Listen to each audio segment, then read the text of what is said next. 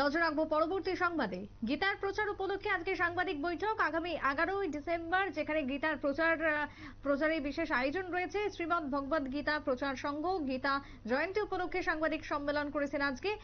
গীতা পড়ে গীতা পড়া, গীতা পড়াও, এই বার্তাকে সামনে রেখে 11 ডিসেম্বর রবীন্দ্র ভবনে প্রায় 1500 ভক্তদের গীতা বিতরণ করা হবে আয়োজকদের থেকে। আজ বৈঠকে কি জানিয়েছেন আজকে তারা, শুনুন।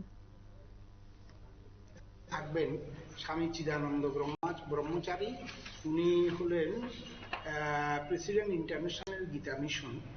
আর স্বামী বুদ্ধিরূপানন্দজি মহারাজ রামকৃষ্ণ মঠ মিশন বিবেকনগর, ওনারা দুজন মুখ্য বক্তা হিসাবে দুইটা টপিক।